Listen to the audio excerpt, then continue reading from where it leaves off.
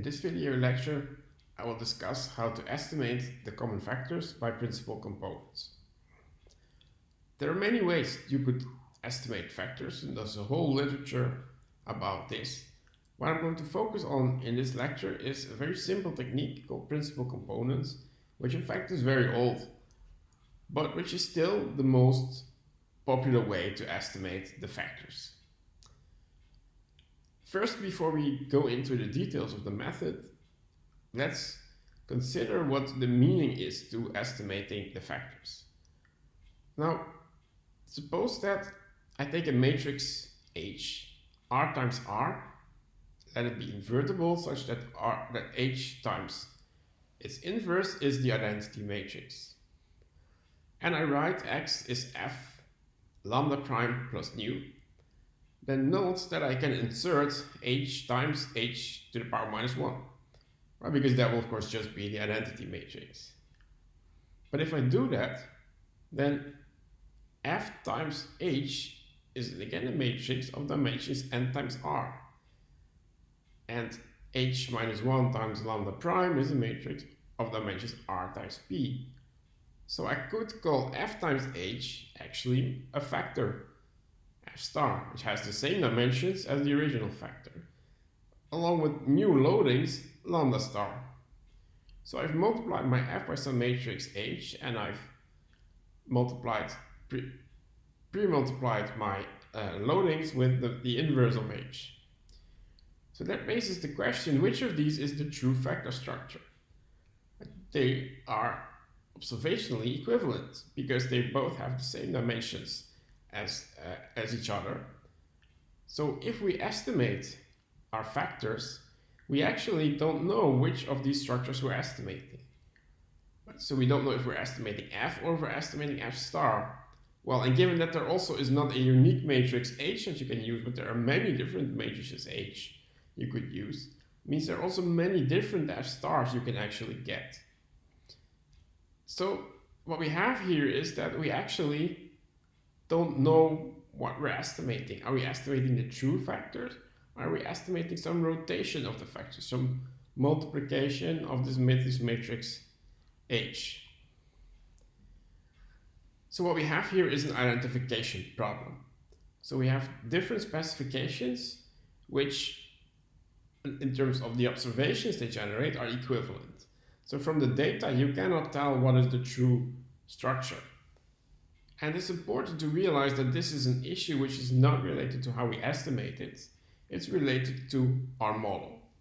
So we basically wrote down a model, but actually that model has different parameterizations which are equivalent, which yield the same observed data. So F here in our factor model is actually not identified. Well, it is identified, but only up to rotation. Now, the important thing that why we want to use that or need to realize this information is that it means that we should not attach too much meaning to F directly. If you estimate factors, then you would like to say something, oh, this factor represents the business cycle. This factor represents financial markets. But this is going to be very hard because we don't know what we estimate, but it actually corresponds to those factors that we think of have economic meaning.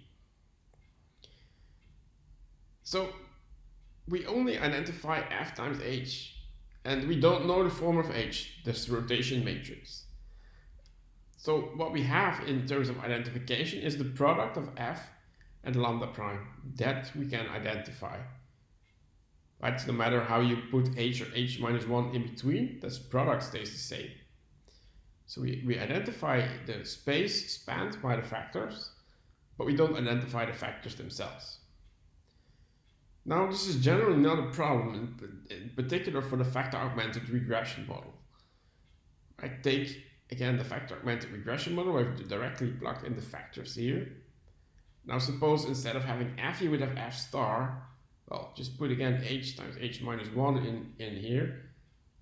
You get a different F, you get a different beta. Now, if you want to do prediction of Y, so suppose the forecasting exercise, for instance, of Stock and Watson, it doesn't matter, right? Whether we estimate this regression model or another one, as long as the prediction remains the same, and that it does. So the prediction will not change, so for that sense it does not matter. Now of course what does matter if you would want to do inference on beta f, because beta f suddenly changes. So it's important to keep that in mind, and also important to realize that doing inference on beta f is probably not the best thing you can do, at least not the most meaningful thing you can do. I mean, there are things you can do, of course, like testing whether all the elements are equal to 0. Because that would say, well, the factors have no effect on y. That is something you could, of course, consider. That would make sense, because therefore it doesn't matter on which rotation you're estimating.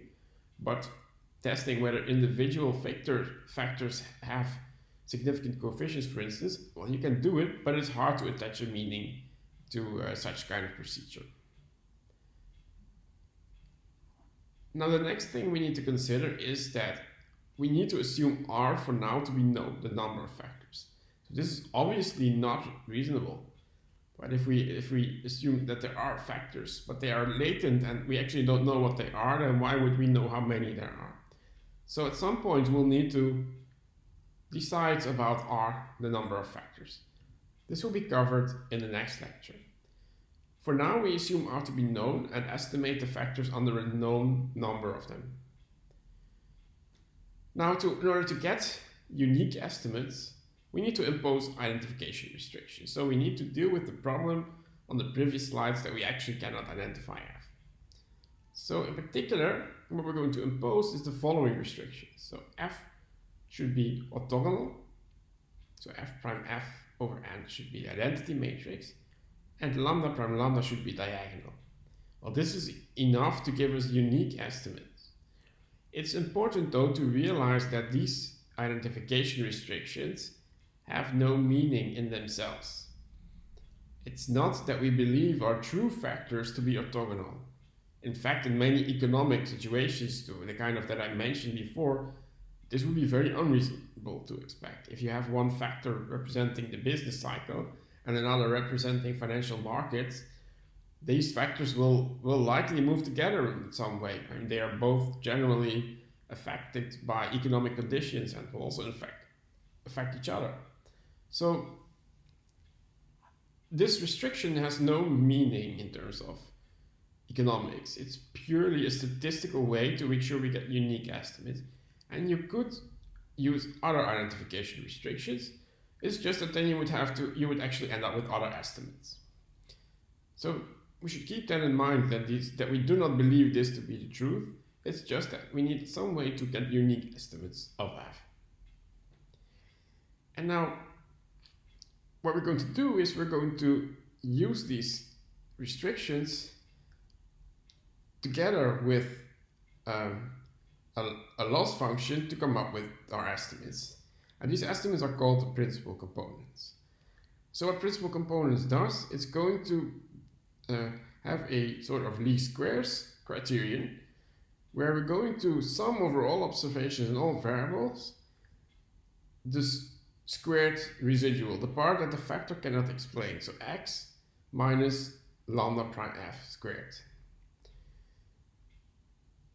Under the restriction that these two identification restrictions hold. So this is what principal components does, and in that sense it's very much a least squares kind of criterion. So of course the difference with least squares is with least squares we would know one of these lambdas or f's, and of course here we don't know either of them.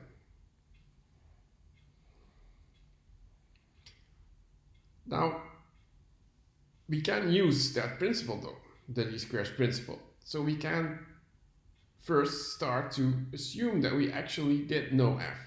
Right, so think, for instance, of the CAP-M model or something where we know the factors. Well, as I mentioned already, then estimation would just be least squares. Now it's the same here. If we assume f to be known and we solve for lambda, then we just get the least squares solution. Right? It's just a least squares problem, so we can write the transpose of our loadings as the least squares estimator of doing a regression of x, or in fact multiple regressions x, all the variables in x on f. I'm adding here in parentheses an f to indicate that these loadings depend on knowledge of f. So if you change f, you will get, of course, different loadings. But now by doing this, we can actually do very simple success minimization. So we know that the solution for lambda is going to be this, the least square solution in terms of f, so we can just plug that in directly. So instead of having lambda, we're going to plug in the solution, because we first minimize with respect to lambda, keeping f fixed. Plug in the solution, which is still in respect to f. And then if you do that, well, you get the expression here in the last equation. And now this, of course, is only a problem in terms of f. So we now only have to solve this problem for f. Now we can use one of our identification restrictions here. So f prime f over n should be the identity matrix. So that also means since I have f prime f here, and then the inverse of that, I can just replace that by 1 over n. So with this, given this restriction, my objective function simplifies to the objective function below here. And so now this is something that I now have to solve for f.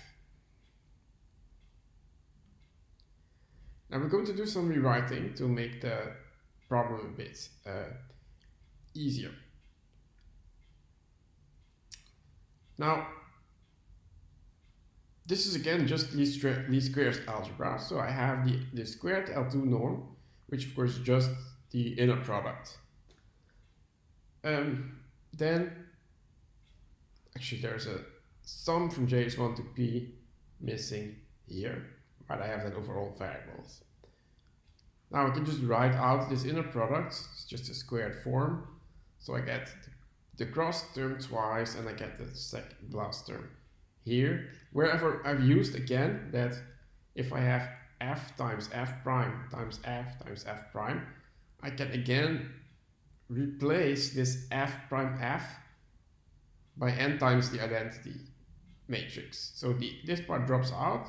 I'm left with f prime, and instead of n minus 2, I get n minus 1 here. Now, here of course you see that you have minus 2 times this thing plus 1's the same thing. So we end up with just this simple expression here. So far we've done nothing else than just some simple least squares algebra. We can do a bit more now, because we were minimizing this expression over here, right? This was just the residual sum of squares plugging in the solution for lambda. But note that in xj prime xj there's no f, so this will not affect our minimization over f. So in fact we only have to look at the second part, and since there's a minus in front, minimizing this whole thing is the same as maximizing just this final term here. So what we're going to do is we're going to maximize xj prime f times f prime xj, summing from j is 1 up to b. Now, in order to rewrite this further, we need to do a few more steps. So first, if I define a matrix A, which has elements j1, j2 as being x, j1 prime, f prime, x, j2 prime, then the trace of that matrix, the sum of the diagonal elements, is actually the same as what we have here in our objective function. So we sum only diagonal elements, so you always have the j in the first part and the last x are the same. So let's write out this matrix. This is the matrix A, and we know our objective function is actually the trace of this matrix, so the sum of these diagonal elements. Well, if I write that out, and I see I here have x1 up to xp prime, so I could put actually all of these, because I have them in every column, I could put all of these together. So I create this matrix x1 up to xp prime. And the same I do for the post multiplication. It's also x1 up to xp, but then without the prime. And then I realize that this is actually my matrix X. Why this is x1 is all the observations of my first variable up to xp, all the observations of my pth and last variable. So this whole thing is just x, and this whole thing is just x prime. So actually this matrix is x prime f, f prime x. So my objective function that I had, the sum over j of xj prime f, f prime xj, I can write that equivalently as the trace of x prime f, f prime x. And now the reason why I did that is the following line. It's this result about traces. If we have two matrices A and B of conformal dimensions, then the trace of A times B is the same as the trace of B times A. This is simply a property of the trace, which you can write out for yourself if you want. Now I'm going to apply that to this trace here, where A will be my matrix now f, x prime f, and B will be my matrix f prime x. So I can swap those around to now have a trace of f prime x, x prime f. Now this trace here is then the same as this one before, and it's actually then the same as what this I want to maximize, because this is the same as my original objective function. So I can write my factor estimates as the f that maximizes the trace of this matrix, subject still to my orthogonality restriction. And now that we did these steps, we can finally actually go and solve the problem. First, one more one note about this matrix. Note that if I actually want to rewrite the trace, I can do it in exactly the same way as before, except now I have the roles of f and x swapped.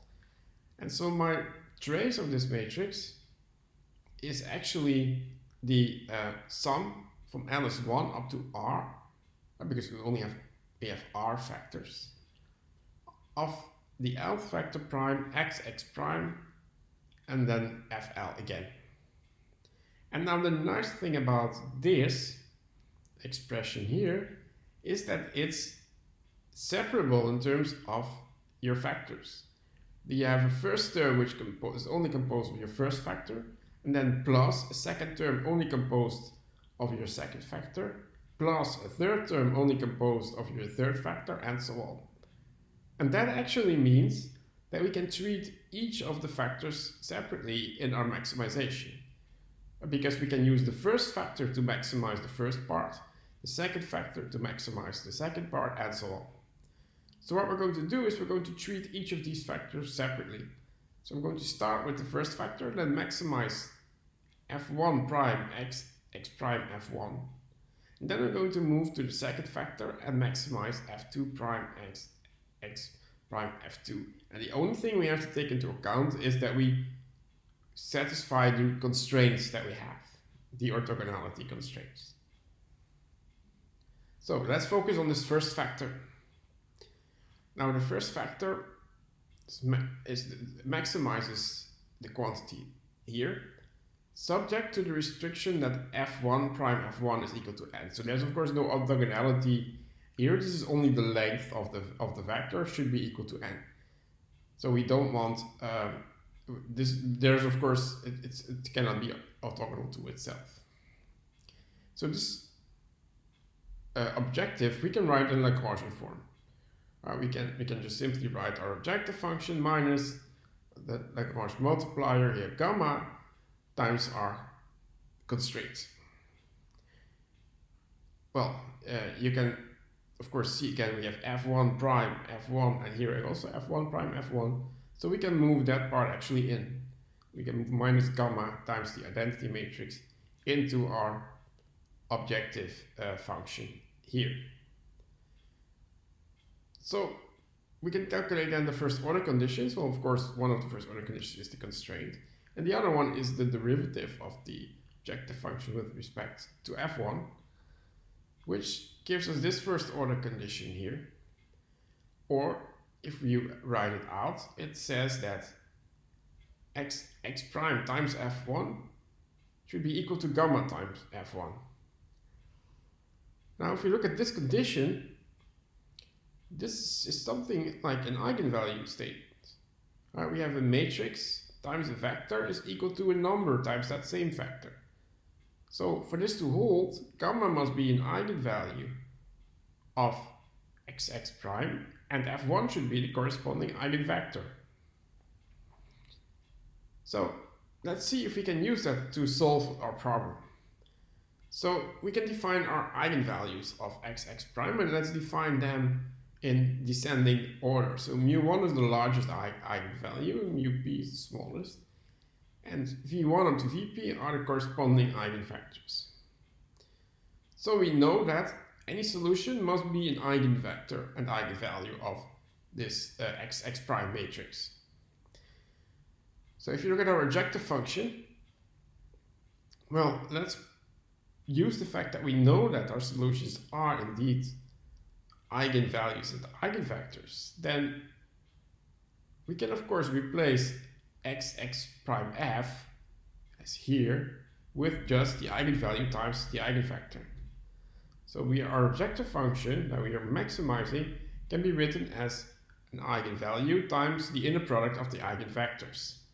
Well, we know that the inner product of the eigenvectors is equal to length n, because that is our constraint. Right? Our solution for f must have f prime f should be equal to n.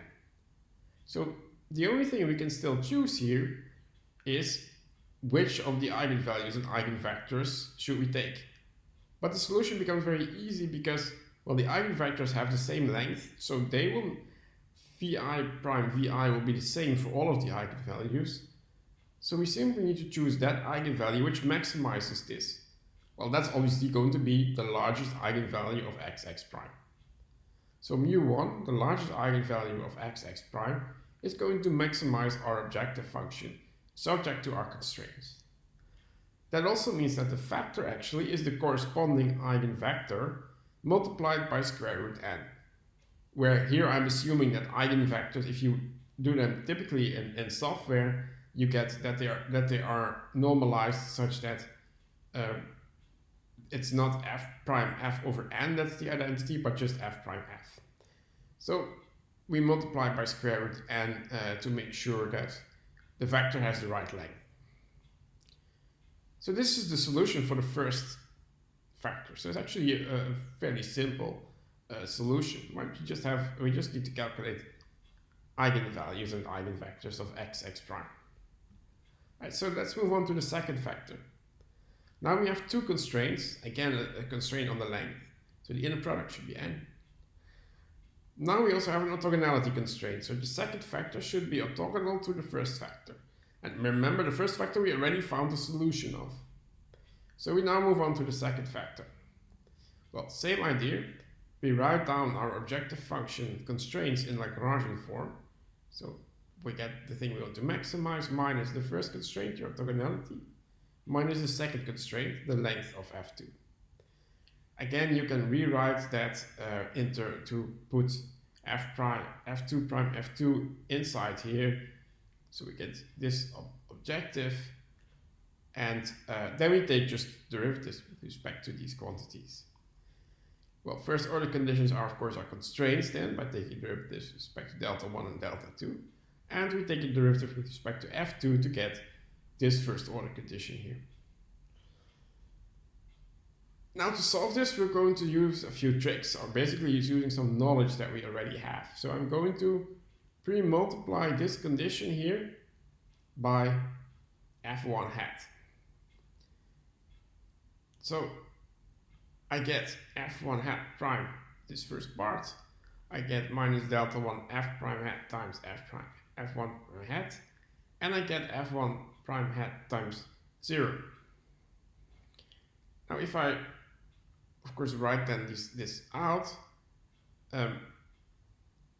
I get f1 hat times xx prime times f2, which is the first part, minus delta 2 f1 hat f2. And I here recognize that I made sure that was my constraint in the first step, that f1 prime f1 was equal to n.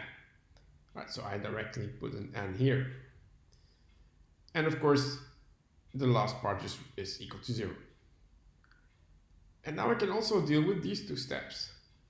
First, note that my orthogonality constraint tells me that the first and second factor should be orthogonal, so the inner product must be equal to 0. So this part will drop out with the delta 2. Then I need to look at the first part, but I know already that my f1 is an eigenvector of x prime. Well, knowing that it's an eigenvector, I also know that this whole thing is equal to the eigenvalue, corresponding eigenvalue mu1, the largest eigenvalue, times f1 hat prime. Right? So I'm really using this that I found in the solution to the first factor. But then I again have f1 hat prime f2. So that will become a 0 again. So I get a 0 there. So that means that what I find here is that delta 1 should be equal to 0. Well, I can go back, of course, to plug that into my first order condition. So I've solved for delta 1, that will be 0. So this part drops out. I'm left with this first part, and that's actually the exact same thing as I had for the first factor, except now there's the second factor. So again, I know that my second factor should again be an eigenvector of x prime. And again, I need to maximize, take as large as possible an eigenvalue for exactly the same reasons as before. Now I cannot take the largest eigenvalue, because if I would take mu1, then f2 would be equal to f1, and that would not satisfy obviously my orthogonality condition. So that one is ruled out, so I must go to the next eigenvalue, mu2, the second largest eigenvalue. Well, and then I know directly that f2 will be the corresponding eigenvector. Again, assuming that what your computer program does is give you orthogonal eigenvectors of length 1, I need to multiply by square root n. Well, this I can of course then continue for every other factor, and I will not write it out, but I think you can imagine that we actually will end up with the same problem every time. So the third factor, again, should satisfy this eigenvalue condition, but now the first and second eigenvalue are already used up, so I use the third largest eigenvalue. So my factors actually are simply the nth factor is the nth largest eigenvalue of x prime. And if I have r factors, that means I use the r largest eigenvalues and the corresponding eigenvectors to find my factor estimates. Well, then the one final step that I still need to do is look at the loadings. And of course, the loadings now just come by least squares. I can just now do least squares of x on my estimated factors. Now there's one final thing to mention about this, and that is that this is the approach you would typically take when p is larger than n. Now you could also, of course, do the other way around. So you could also first fix the loadings rather than the factors.